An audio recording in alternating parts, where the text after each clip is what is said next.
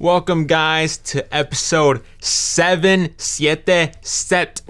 of the Level X Podcast. So happy to be here with you guys. My name is Jesus. And your host, David. And you know me, guys. I'll never leave you. So let's just get right into it, man. You know what it is. We are going to be reviewing none other than The Search, how Google and its rivals rewrote the rules of business and transformed our culture, by John Battelle. Now, before we get into the main shit, Jesus, let them know what they have in store for a little bit later today as well as next week. As far as later today, we will be discussing The Nice Guys, a film which we caught an advanced screening of, the NBA, as well as 2 extra special articles which you are going to be wanting to stay tuned for, as well as next week. I actually don't know what you're referring to. As to what books, we're always giving them a preview as to what books we're reading. Well, for my book next week, I decided to go for a short one since The Search was so long. I'm going to be reading King, Warrior, Magician, Lover. That I heard that's a good book. I think it's like one of the top 10 books of like self-development or becoming a man or something like that. I don't think that's true. No, it definitely is. And currently I am reading Men Are From Mars, Women Are From Venus by Dr.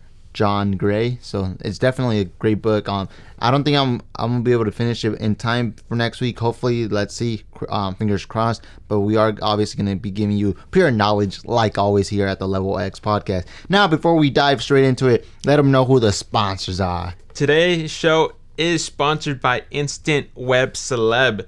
Instant Web Celeb has been assisting to revolutionize the online social world and has helped countless customers rank higher in status and fame across multiple platforms. Optimize and market your social media page today with Instant Web Celeb. As always, guys, follow them on their Instagram, Facebook. Go give them a thumbs up. And also check out their website. Use LVLX, the coupon code, to get 10% off for all your orders. And that will also help, the podcast as well. But let's just dive straight into the main show today, Johnny boy. And that is, like you said, we did read The Search by John Battelle, written in 2005. Let them know, basically this is a special episode because instead of reading separate books this week, we actually read one book together, and we're gonna actually discuss it like a little book. David read to me at nighttime, like before I went to sleep. Like a little book circle. A book club. Book club, my fault. Book club. I call it a book circle. But I want to know your thoughts on this. Let them know as to what this book is about and your thoughts about this book. Well, pretty much the book, which I found it surprising because the way I started, it seemed like it was going to go a different route. But the book is pretty much the story of how Google came up and how it pretty much took over and revolutionized the online world. It also goes into minor detail about other companies such as Yahoo, Alta Vista, who were similar to Google in some aspects, but pretty much the book does focus on Google and its search feature. Now, I thought the book was fantastic, man. It's definitely up there with one of the best books I've read this year so far. This book, it hooked me, man. I couldn't get enough of it. I actually had to stop myself from reading it at times because I don't want to overflow myself with information. But man, I just wanted to keep reading more about it because it was so intriguing. And it's Google, man. It's pretty much top 5 businesses in the world today. So number 2 most valuable right now currently. Man, Google. I mean, the main key thing I got from this book is, imagine a world without Google. You can't, man, because that's how powerful it is. That's a good take on it, man. Like you, I definitely did enjoy reading this book as well. It is definitely up there when it comes to, I'm going to call it a biography because it seemed like a biography to me. It is a little bit more than that because it does talk about different companies in that search industry. Well, back then. Yeah. And then, but the majority of the book does talk about actual Google coming up, coming from Stanford with their 2 CEOs or Larry founders. Larry Page and Sergey Brin. And then it's just cool just seeing how they kind of came up back when, it was a downfall of the internet boom. And back then when there wasn't really a market for that, or at least there wasn't any money to be made off searching. Exactly. Now, the biggest thing to me was basically the power of search. Now we kind of take it for granted. Yes. But if you actually think about it, there's right in the beginning, off the bat, there's I think in the 3rd page, there's a quote or how he types it out. He says, every day millions and millions of people go on to Google and search and type in their fears, their wants, their desires, just everything. And it he actually talks about it, and he calls it the database of intentions. I don't know if you remember that. I remember. But it talks about, basically it's a mark on like human intentions. Human intentions, but also mankind, man. It's basically our footprint, because let's just say aliens come in, they can just go onto Google's database and then see everything about humans. We type in millions and millions queries a day, billions, probably by now, billions of queries a day of everything we want as human beings, from shopping desires to wants and relationships. Every single little thing you can think of is typed in through Google. And that's powerful to me. That's super, super powerful. So that's how the book starts, man. It talks about search and the power of search. But from there, it does talk about basically why search, And it basically, to John, he said search is basically, you can't talk about the modern day internet era without search anymore. Search revolutionized everything from Amazon to eBay to now Google, obviously using that search database for everything. iTunes. So basically, search revolutionized the world, and then from there, basically, Google grew, obviously, from the search industry, and then Google, and what's crazy about this story is that basically Google became this powerful, basically monopolistic company in just 5 years, man.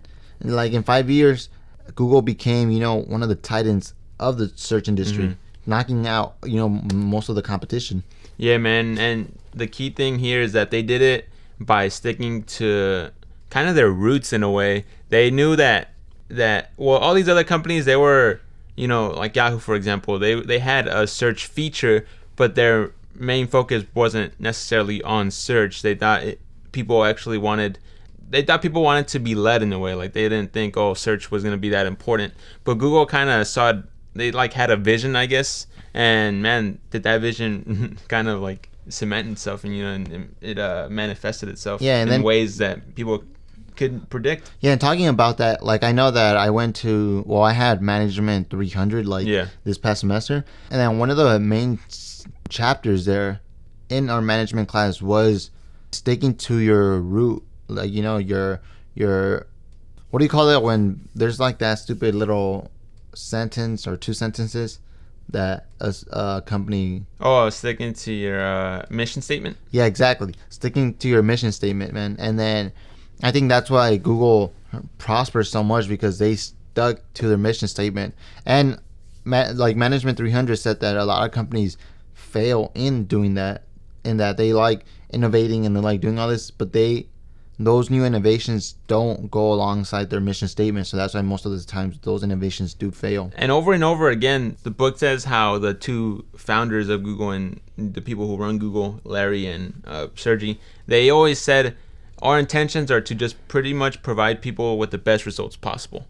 And I think that remained true throughout Google's entire lifespan. They've always just kind of been true to what they wanted to do, which is, provide people with the best knowledge that they can. And obviously the book, it follows their come up. It shows how they started, their competition, what they the struggles they had to go through, all the way to them becoming a public company. But I wanted to talk to you more about life after kind of they blew up, because the book does go into the dangers of Google, relating to the government, relating to pretty much that quote, that Google said, we don't want to be evil or something like that, right? They said just pretty much that's our motto now, don't be evil. But there was a lot of controversy regarding some of the things they did, which was filtering certain search results and doing stuff like that. What are your thoughts on all that, man? All that controversy regarding government and regarding all those lawsuits that they had to go against. Yeah, man. I think the biggest in that chapter, there's a lot of different lawsuits, different things, but to me the biggest one was the Patriot Act. If you guys don't know, back in I think after the September 11 attacks, George Bush did sign this Patriot Act, which basically allows the government to, as any type of database center, any data company, basically it can request to get some certain information from its users. Yeah, with probable cause, but who the fuck, That's all kind of murky and stuff. Yeah, right? It's all vague and shit. But basically, it can request to get any type of information from any company on their users without the need of them informing that specific user or anything. And I think that was one of the scariest things for me, or an eye-opener for me, because nowadays we kind of take a lot of shit for granted, especially privacy. Yeah. But there's a lot of like that movie coming up with like Robin from Batman. Jordan Joseph-Levitt. Yeah. Joseph Gordon-Levitt. Yeah. Yeah, man. So that new movie, Snowden, Edward Snowden, basically all that wraps around the idea of when does the government, when can they draw the line as to when is it too much, when is it too little? And I think that was definitely an eye-opener for me, man. Because at the end of the day, I love my privacy. I don't want, the government to basically be snooping on me without my own knowledge. And that kind of ties in back to where I was searching, because I went through that little phase last week where I was searching these conspiracy theories. Oh, right. Yeah, because as I went on into, because David was ahead of me, like in the book. He started like a day or two before me, so he was reading things that I hadn't read yet. So like last, I think maybe Saturday or something, he was searching up like cicada. He was searching up like what is it called? Like those blank parts of the internet. I don't know what dark web. Yeah, the dark web. And I was like, what the hell? Dark net. I forgot. Something like that. Basically, pretty much where it's a part of the internet that Google hasn't found yet. So it's like random ass information, right? So David was searching up these parts and searching up all this weird shit, and I was like, dude, what the hell are you doing? Like, it was really sketchy, and he was trying to make me watch it. I was like, I don't care about this stuff. What are you? And then I went further into the book, and it started to make more sense because the book did get into like the dark web or whatever, and I'm sure that's where he found cicada. If you guys don't know what cicada is, go find it, man, because that shit's that deserves another half hour on this show. Yeah, definitely go on YouTube. Just put cicada. I think 3301. I think fortune. Nah, but it talks. But anyways, supposedly cicada. The reason that they came up and they were trying to find these top, not necessarily hackers, but great puzzle solvers, I guess you can say, was because they're trying to come up with some type of new way to battle government privacy or whatever. Mm-hmm.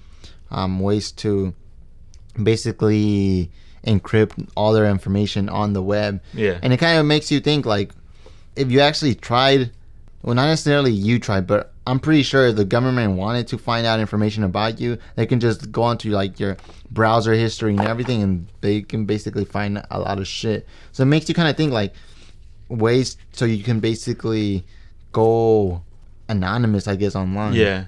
And you think that's even possible to be anonymous online Yo, anymore? there I have ran across articles just because I think I've done research back then. Yeah. In my previous classes, but I know that there is ways to basically, I don't think you can be 100% anonymous, but there is, I think from last time I checked, like an 80% probability that you can basically go ghost on the internet. There's things called like VPNs, and then there's a lot of shit that you can do where you can basically battle or like hide your identity, but obviously it does cost money. It does require you to basically have knowledge about certain things, but that's like a whole different topic. I'm not even necessarily too informed on that. Yeah, too informed on that. Like, I know the basics about it, but I do know that there is a way where you can combat that shit. And that leads me into one of the more shocking things that I also read, is that you can pretty much type into Google someone's phone number, and I'm not sure if it's possible anymore, but at least back then you can type in someone's phone number and you can see where they live. And it leads me into pretty much what I think is the biggest point that this book makes, at least towards the end of the book, is that there's going to be a time where everything is online and you're going to be able to find anything about anyone. So you're going to pretty much leave your own personal footprint on the web, and people are going to be able to go online and they're going to be able to see everything about you, about your past, about anything really. Well, and that kind of ties in. Sorry for I was interrupting no there. But this is basically the last part that I was trying to get into for the book, and I think it kind of ties in with what you're saying. Yeah. on the idea of the perfect search. Yeah. Because that kind of towards the end, that's what the main topic was about. The perfect search, and as to what's next for Google, right? Yeah, because that's how the book is broken down. It says, pretty much it goes, what is Google? Like, how does it work? Goes into the story of Google, and then goes into like the repercussions of Google, like what comes next. Yeah. But I think that also ties in because I remember like we were talking, I was having a conversation I think with our dad, and then we were talking about this girl that lives in Mexico or whatever. Yeah. Right. I think I told you the story. Yeah. Well, anyways, and it was funny because they were like, "Oh, well, just Facebook her." Yeah, like just Facebook her. Mind you, at the same time, that Facebook search capabilities was obviously because of Google, you know? But it's crazy how you can just not necessarily go on Google, but you can just, or you can actually search the girl's name probably on Google and you can probably get linked to her Facebook. Yeah. I'm pretty sure. But basically, you can just Facebook someone, Google someone, and then you can find out a lot of information, especially nowadays where everyone basically posts. You don't even have to like dive too much into someone's profile because a lot of people now, they just like sharing everything about their life on the internet, which is kind of weird, you know, thinking about it, because you don't even know who might be looking. Exactly. And then that ties in with also what Philip DeFranco just tweeted out saying about, you know, if you're gonna send someone a nude pic or whatever, there's a slight chance that's just you're actually sending it to the entire internet. And once it's on the internet, man, it never comes down. Yeah, tell that to Kim Kardashian. But to wrap this up, man, for you, what is your perfect search? Mind you, this book was written in 2005. It's a newer book, you can say, but at the end of the day, we are in 2016 now, so it's about 11 years. Almost. I know this book was written, I think, more towards the winter time, probably. But I want to know your thoughts, like, now seeing as to some of the revelations that Battelle did predict. What are your thoughts now as to what is the future of the perfect search or for Google? Man, and just to inform you guys, the perfect search is pretty much where Google takes all your past history, all your search queries, all your activity on the web, and it kind of customizes it to make Google kind of personalized to you. So where you type in anything, it kind of immediately knows what you want to see, which is so hard, man, because I actually don't even know if people know what they want. I really don't know what I want. I kind of go on sometimes onto Google and just type random shit, and then I kind of hope for the best. But yeah, man, for the perfect search, I guess to me it would be where I type in, let's say, like WWE, because freaking Extreme Rules is coming up, so I would type in Extreme Rules predictions, and then I would get like the exact website that I want to go to, because there's some websites that I prefer over others. So I would hope that it would just give me the perfect website where it's like, oh, all in-depth predictions, like, I don't know, some weird shit like that. But that's pretty much what Google wants. But I know that Google already does something like that, where it customizes search results based on like already your predictions. So and that's the thing about this book, since it was written in 2005 and technology has increased so rapidly that some of the stuff that he talks about, that he predicts in this book, has already come true. Yeah, exactly. Now, for me, like the perfect search, I think that's one key aspect, but kind of like how Jeff Bezos of Amazon says, it's where it also recommends you.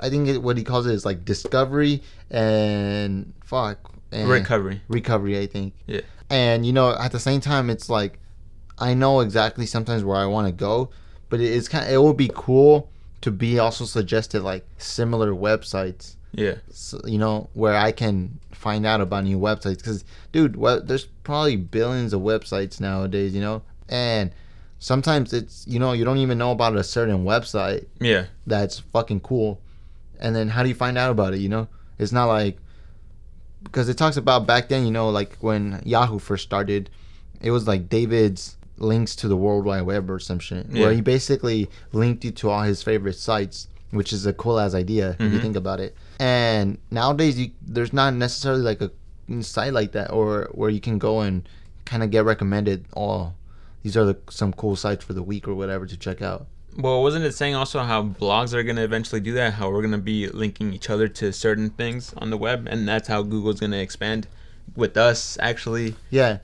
Yeah, I can see that, but the thing is also is like, how do I find out about the blogs? You know? Right. Cause there has to be some type of like directory where you can get linked to certain things. Well, yeah, I mean, there's obviously certain things that I think Google still has to work on, but at the end of the day, from what John Battelle is saying, Google's gonna drive the world. That he's saying how everything's just gonna be online eventually, and Google's gonna be the main player, directing everyone. Yeah, the last point, I think it is already doing that, man. Like, if you don't remember, I believe it was like 2 years ago when it was Rap Genius, when they were on the come up, like a New York company where they basically annotate song lyrics, right? Oh, Rap Genius. Yeah. Well, back when they were coming up, I know that they found out that they were doing something sketchy so they can get ranked higher on Google. Yeah. And then Google wasn't taking that lightly, so what they did is like, they took Rap Genius out of the front page and put them like on the 10th page.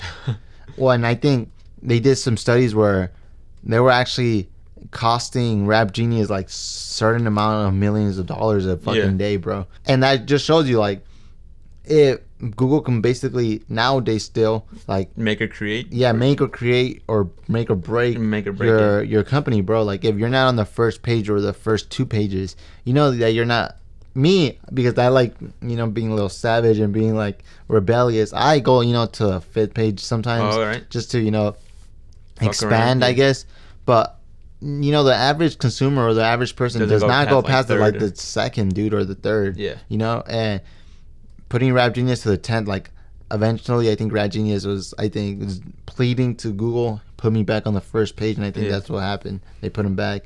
But that just goes to show you, man, like, Google basically rules the e-commerce world nowadays. Yeah, man, and this book is the prime, I think, one of the top books on Google, so we definitely recommend you read it, man. It goes into so much more. Like, it breaks down Google's business model. It talks about so much, and it also kind of like tells you how the search functionality kind of works. Yeah, it does, and it actually touches on the subject you just talked on, which is how getting off of Google's first page impacted you. It goes into everything. It goes into everything, man. But I want to know your rating on this, man. What do you rate this on Jesus' scale? I will put this at an 8.1 out of 10. Okay. I was telling you how I liked how the book started off, which is like, what Google can be used for in the future. It started talking about AI, and I was like, this is gonna be cool. This is gonna be really dope. Like, it's not going to cover a lot of Google's history. But then it started getting into just like a biography format where it just talked about Google, which is cool and all, but I was like, it was kind of lowering its value to me. And then it finished off really, really strong by going back to what I liked about it, which is, what can we do with Google? Like, what's going to be the impact it leaves on Earth? So that was awesome for me. All right. Well, you know, it was reversed for me, man. Like, I gave it an 8 out of 10 as well. Well, you 8.1, but me 8 out of 10. I was actually thinking of putting it like 7.8. So 7.8 out of 7.8/8. That's still pretty high, man. Yeah. But what I'm saying is that, like, it was reversed in my order. Is that at first I didn't like that it was straight up talking about, you know, the implications of the search functionality. Yeah. And I was a little scared. I was like, no, I wanted a biography. And then it went into exactly what I wanted. And then towards the end, it kind of like dove straight back to like the front of the book, or the first pages of the book. And I was like, okay, nonetheless, it was definitely a strong ending, but I definitely liked it. I definitely enjoyed it, and I definitely recommend it. Dude, and that biography format was super dope because it didn't just cover Google; it covered every other company also that related to search, and it talked about that online culture. It was just super cool. It talked about Silicon Valley. It was awesome. Like, that biography format was dope. Definitely. Now, guys, the moment you guys have all been waiting for, the moment Jesus leaves this podcast. All right, later, guys. No, I'm playing, man. But besides the book, besides the knowledge, we gotta definitely talk about the NBA, man, because that's what's been, you know, popping in the internet. You know, all I really care about, to tell you the truth, is my Lakers. Yeah. But I know you want to talk about the NBA conference finals on the West and the East side. Let them know what's happening. Honestly, man, I actually don't have much to talk about. Really, I think the playoffs don't start till the finals, because we all knew the Cavs were going to make the finals. Obviously. The West was getting interesting until pretty much Golden State blew out the Warriors. Oh, Golden State blew out the Warriors. No, Golden State blew out the Thunder last night, and that was just super disappointing. Which kind of, we also predicted that. Yeah, we predicted that would happen. I just hope like maybe an upset would happen. But pretty much it's going to be Golden State against the Cavs, and we will talk about that when that happens. Exactly. But for now, David, we talked about it. Well, at least we posted about it on our Vincent Studios Instagram page. Follow us there. About the NBA lottery picks, and man, rigged. It was rigged. Let them know why Adam Silver is doing injustice. Yeah. Man, the Lakers should have gotten number 1, man. That's what I be saying, man. I mean, the Sixers, they've been tanking for like 5 years in a row now. Let them know. And just put that team out of its misery, man. You look at what happened to young Jahlil Okafor. Oh, they're fighting fans in the bars. Man, no one wants to play for the Sixers, bro. And it's a sad fact, but the Sixers, man, you guys are an awful team, and you guys are a disgrace to the NBA. What? No, talking from the next perspective. That's messed up to say, but no, man. I mean, come on, man. You're the tanking strategy has not worked out for the Sixers. Just give them the goddamn number 2 pick, man. Otherwise, over here, Simmons is gonna end up hating his team, man. But David, I know you were you happy about the Lakers number 2? At first of all, I was happy that we were able to keep our pick. So I'm definitely happy about that. And number 2, man, like we couldn't be luckier than ever, because I was just reading the reports, and they were saying that after the number 2 pick, from like the 2 and the 3, there's a fucking huge ass difference skill level wise. Yeah. So from there, I definitely am happy. And I think, yeah, man, at the end of the day, I think I am happy. At first, I was like, man, that sucks. Like, we should have gotten number 1. But at the end of the day, man, we don't have to make the hard choice of getting either. Because everyone knows, man, it's going to be either Simmons or Brandon, you know? And we don't have to make the hard choice of choosing either or. We just basically get the one that's left. Yeah. But either or, it's fine. Each of them have their strengths, man. And each of them have their weaknesses.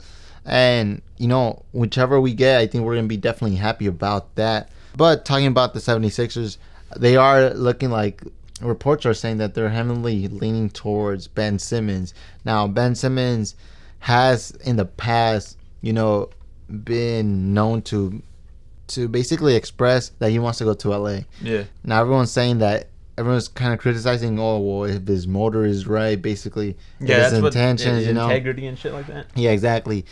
But everyone's saying like, he's gonna be happy in Philadelphia because I guess the head coach used to be the assistant coach of his dad's, of Ben Simmons' dad, so that's why he's gonna like it there. Yeah, man. But at the same time, no one likes playing for like a sorry ass team.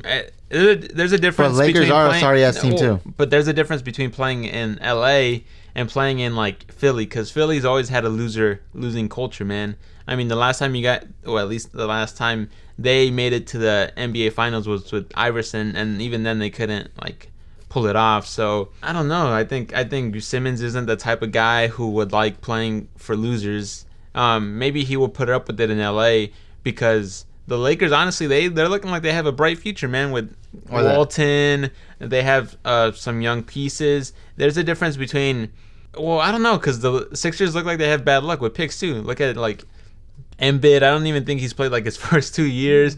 Okafor he did not play to his expectations. Exactly, like he didn't meet expectations. And Noel, I mean, yeah, that guy isn't like a all-star level or anything like that. So who knows? Those guys could be like really good players, but I think that Philly culture just kind of they're not necessarily good players, man. Like the worst record in the entire NBA. And that's gone on for like 2 years now, because they got the number 1. Well, they were supposed to get the number 1. I think right. Yeah. Well, I know the Timberwolves got the. Yeah, they got number 2 last year. So something happened, but anyways, I know the Sixers, they've been sucking for like the past couple of years, and they've done that on purpose just to get picks. So that doesn't seem like a really good, like, well-structured team to me. But that's just my opinion. I've only been watching the NBA for 15 years, so no, I've been watching it since like for 4 years. But yeah, man, that's just my opinion for a noob in basketball. All I know is that LeBron is better than Curry. Besides that, man, like, I have seen like a lot of reports from the Lakers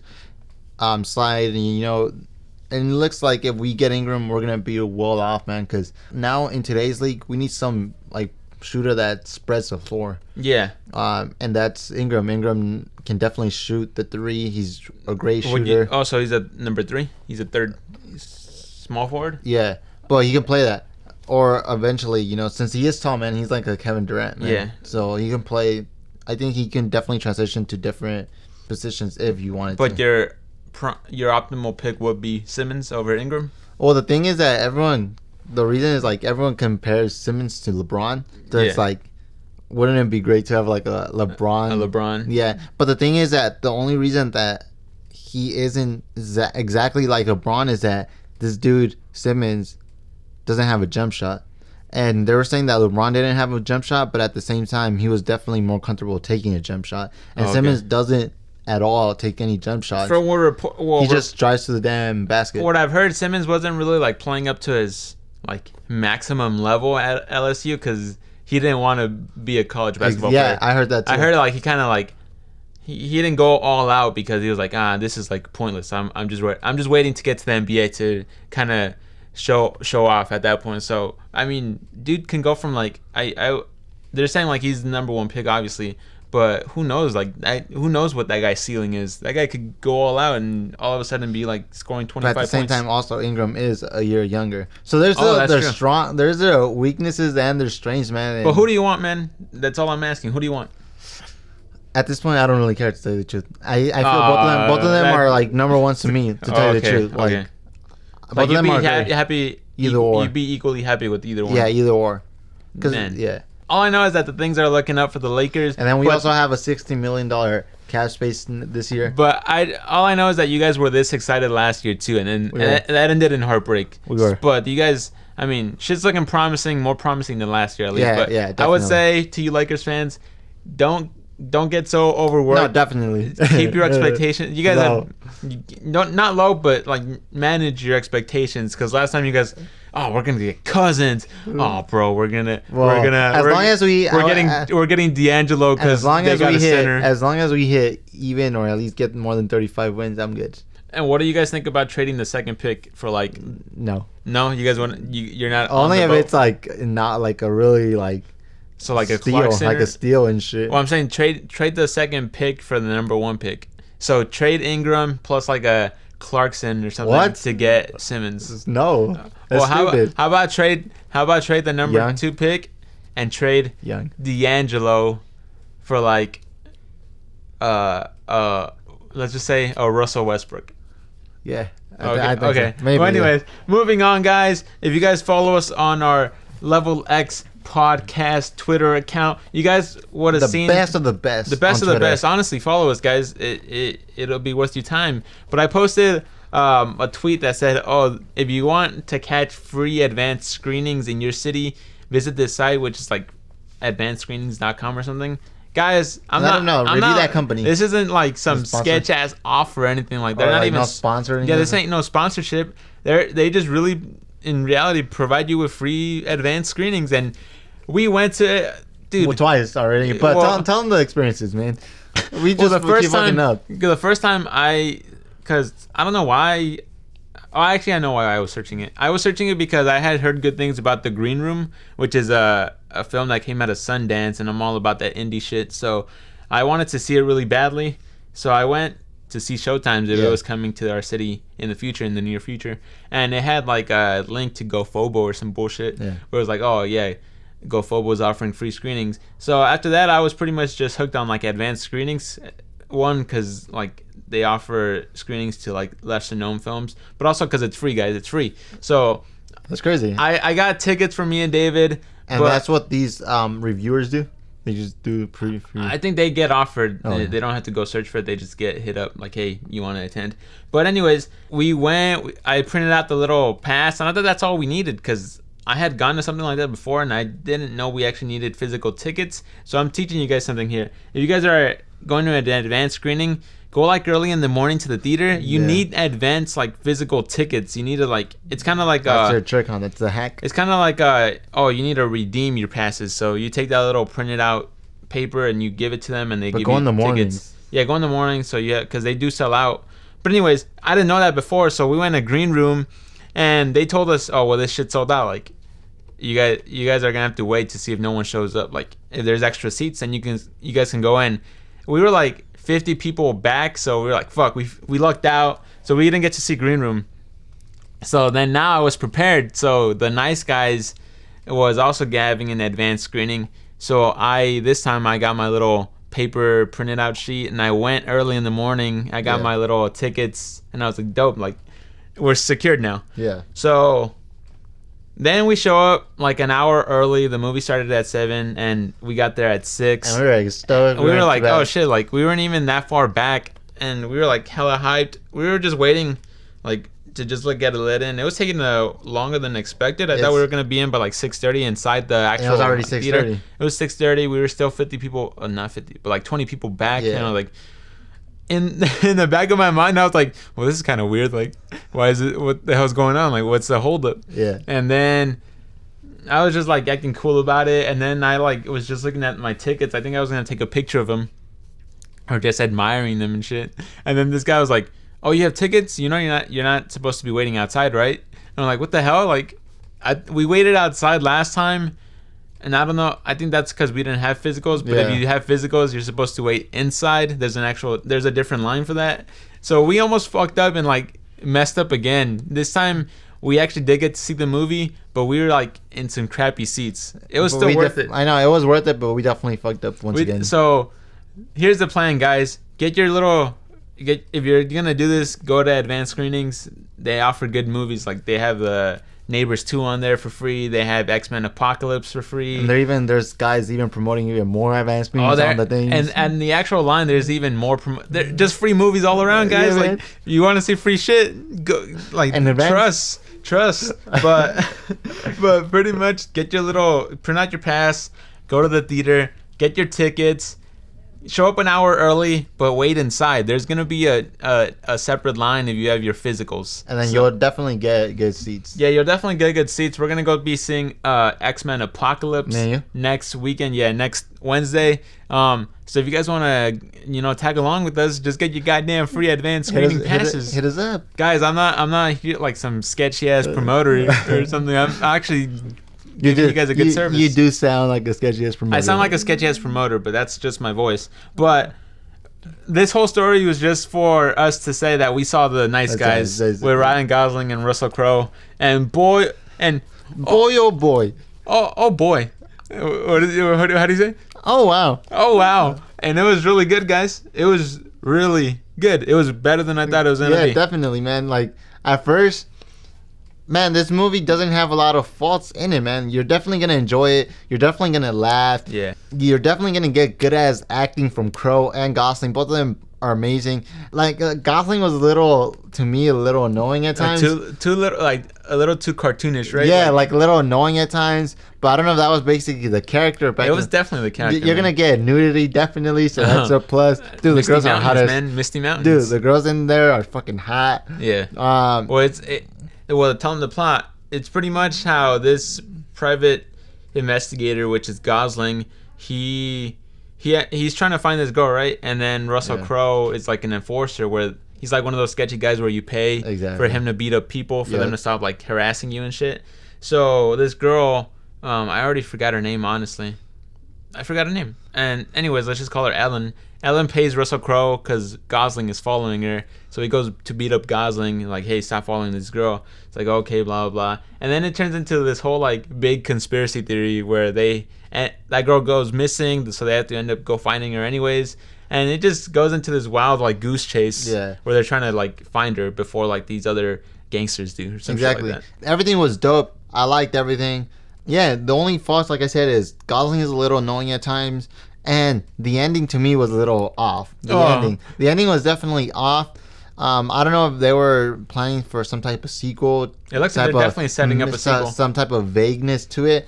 But besides that, everything else was more than I even asked for. It's exactly what you would want in a movie like this. Yeah, but at the same time, it's like I didn't know what to expect going into it. And I think that's why it made the movie even better, because I didn't have these high ass expectations of, oh shit, like, I know exactly everything about the storyline. Yeah, you definitely just have to watch the first trailer. If you like the trailer, then that's all you really need to know about it. I mean, I think that's one of the biggest flaws with the movie is that the plot line was a bit confusing at first. Like, it looked like it was super messy, and it was like, what the fuck's going on? Like, this is weird. Yeah, sometimes I did get confused, like, here and there, like, during the plot. Yeah, and I was like, I have no idea what's going on. Like, they didn't do a good job of explaining, like, the certain things. And so that took me out of the movie a bit. I was like I'm super confused. Like, pretty much it's messy at first, and it's going to take a while for you to really kind of understand what's going on. But just kind of follow along with the ride. I mean, Gosling and Crowe, like you said, they put on great performances. Yeah, man. So your rating on this, what do you think? So I would give this movie a B, and that's not knocking anything away from the movie or taking anything away from the movie. I enjoyed the hell out of it, but it's not like, oh, the greatest movie of all time. It's just really, really funny and really good. Yeah, my rating system, I'm just going to say I recommend it or don't recommend it. Oh, okay. Simple as that. So definitely recommend it. Go watch it. You're going to enjoy it. Hell yeah. And who knew Ryan Gosling was so funny? I mean, before he's played like this kind of cocky asshole kind of guy, like in that Stupid Crazy Love. Oh, well, yeah. I think... Like, you know, he plays a romantic type. He plays the cocky. That guy I think he's like expanding his. That guy has really good range. Now, before we go into the extras or the other cool articles, I was gonna say that also talking about like movies and everything and reviewing them. We were actually talking about, or I was actually telling you about my new YouTube channel that I'm thinking of creating. Oh shit! Okay. And I think this is a prime spot to announce it, kind of. Now I'm not sure about the name or the format yet. But I am thinking to creating a movie review channel, but not your typical movies where, you know, I'm gonna go and fucking review them, review the like newest movies out. Yeah. But what I'm gonna do is that back into, I think like last year, 2015, when I was like fucking all depressed and shit, and not even knowing what the fuck I wanted to do with my life and shit. I don't know. I was under like it was some dark times. So I remember like getting into Reddit a lot. And there was a subreddit about movies, and this dude created this basically. I love people on there, man, because they're fucking smart and they do cool shit. So basically, what this kid did, I don't know if it was a guy, girl, but basically, they went and generated all the like movie review websites. So he created some kind of algorithm. I think what he did is he created some algorithm where he grabbed all the movies from the websites. And all the top movies from the websites, and he basically did an algorithm where it grabs all the ratings from all the sites together, and then places these sites on his list based on the rating systems of all the movies. So it's basically a cumulative rating system. Mm-hmm. So then after that, he basically placed them in his own, like I said, list, and he made the 1001 best movies of all time. And it's not necessarily his best movies, is not a certain website's best movies, but it's all cumulative. So it's all like, the websites. Yeah, it's all websites. So it's like from Rotten Tomatoes, I think, to like Rolling Stones, from like IMDb to like, I think there's like a shitload of like, there's a post where he basically like sums up, and it's like a paragraph long or two. Actually, it's like a page long where he talks about how he did it, from what websites he pulled them from, the actual ratings, like the cumulative rating system of each one. So basically, once I found the list, I bookmarked it. I was like, oh shit, like this is dope. And mind you, I'm not like back then at the time when we had our YouTube channel, so we were just talking about like culture news. So I was really big into like clothes and fashion and all this bullshit. Yeah. Shit that I didn't really, like now I don't really care much about. But at the time I was like, well, I don't want to be wasting like, you know, money on fucking clothes and shit. Like, because at the time I was just coming home, going to school, and I was just kind of by myself. So, and deep down I always wanted to kind of like be more cultured or be more knowledgeable about movies, about music, you know, just be overall cultured about everything from clothes, you know, just to pretty all, much an art. Any yeah. kind of art. So at the time I didn't know much about movies and shit or anything. So then I was like, you know what? I'm gonna do this. I'm gonna start watching them from the back all the way to the front. Yeah. Now, mind you, it's 1001 movies, so that's just gonna last you more than, you know, probably 5 years or some shit. I'm assuming. So at the time, I was watching a movie a day every time I came home from work. I was just watching a movie a day. Now recently, we've been doing the podcast, and then sometimes I have some time by myself, so I sometimes still watch the movie from that same list. So then that's when I thought, I was like, the same thing with our books, the way we read them, and then the way I work is that I read something, and then I need more clarification on it so I can expand my knowledge on that certain topic. So then I go on YouTube or I go on Google and then I search this type. Let's just say I'm doing the search, right? Well, I'll type the search review, and then I find out, since it's so like indie, or kind of like in the back of all, it's not necessarily too popular. Yeah.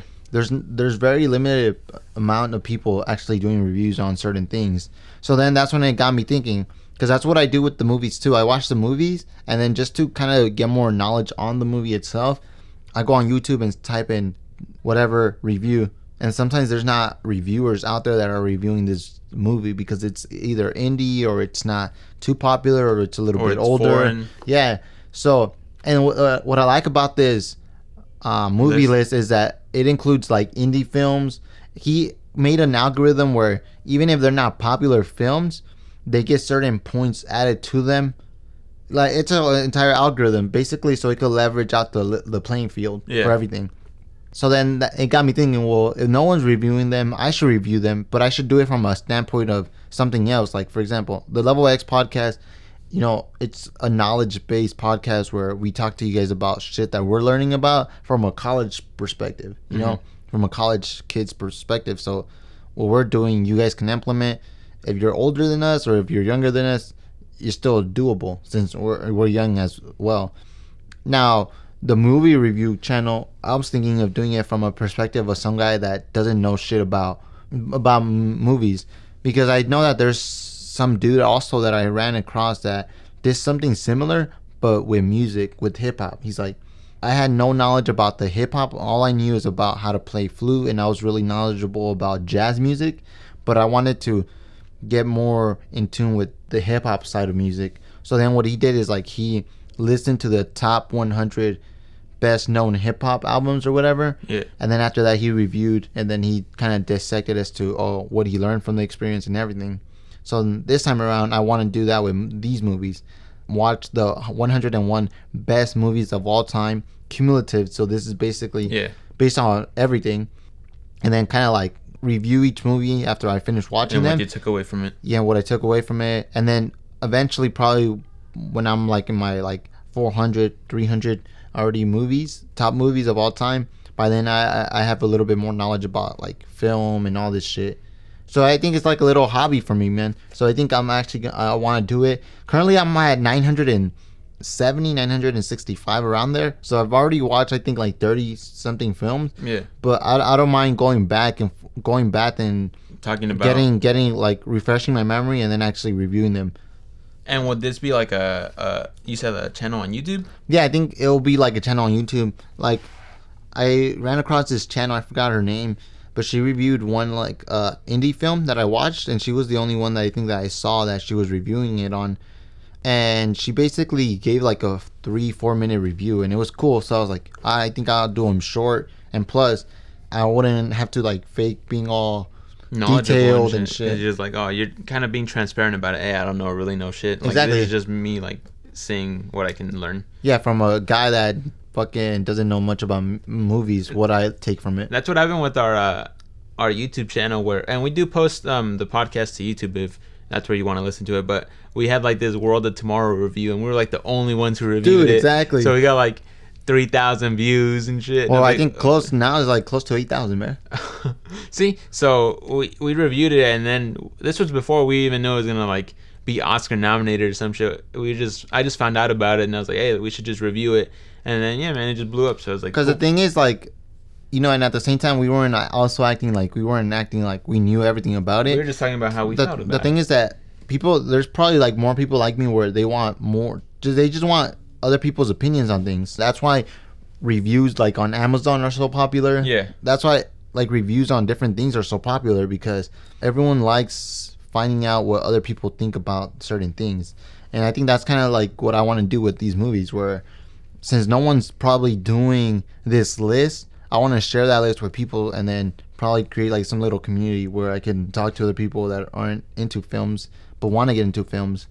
But yeah, that's what I'm doing, man. Like that's what I'm, besides reading, besides doing businesses and all this shit, my pastime, I either, when I'm not reading or when I'm not learning about shit, I am watching movies from this list, and I'm enjoying it, man. I enjoy the process. I think it teaches me a lot of shit that I want to spread out to other people. So I'm definitely gonna look into creating that channel. Hopefully by next week I start filming.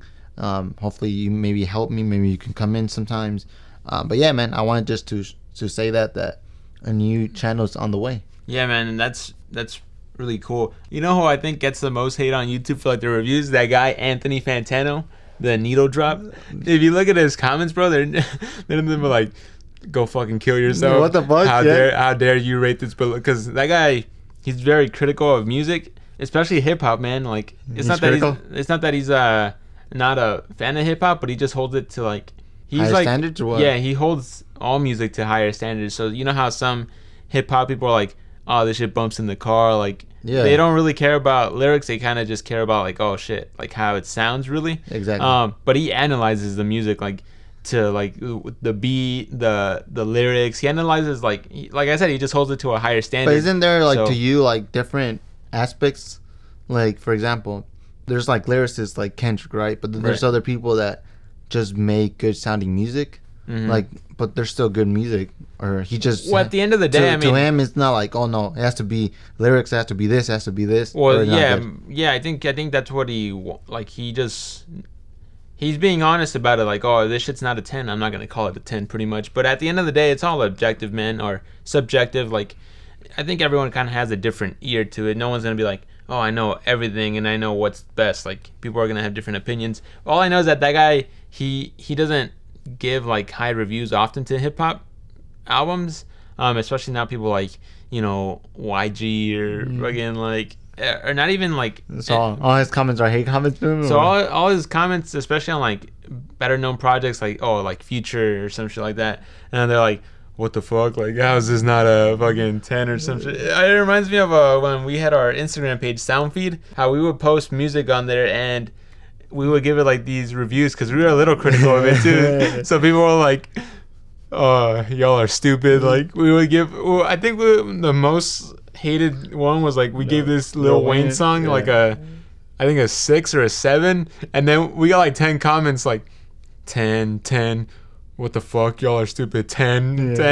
Like, that song sucked, but it's just, people are really passionate about their own opinions, man. So it was just it's just funny. Like, sometimes I go to his channel and then or sometimes he posts on his on Twitter, like, people just clowning on him. So you get happy from seeing people get clowned on. No, I just think it's funny how. No, I think you're funny.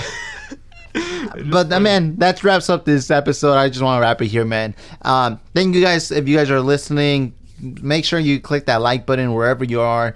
If you are listening to this on iTunes, click that review, please. Get us that 5-star review, man. Get us on that new and noteworthy. Nah, man, but besides that, thank you guys so much for listening. We will see you guys next week. Be on the lookout for my YouTube channel. Hopefully, we drop that soon. We will post like news on that on our LevelXPodcast account. Follow Twitter account. Follow us on our Twitter account, man. That's where you'll get the most knowledge from us. You can follow us on our Vincent Studios Instagram account. That's just more knowledge there. More knowledge there. Just basically all knowledge. Hopefully you guys have a great week. You know, hit us up, man. Hit us up, and we would like to talk to you guys. And WWE Extreme Rules this Sunday. We are not sponsored. Vince McMahon. Preacher AMC this Sunday. Vince McMahon, suck my cock. Yeah. Fire. All right, later, guys.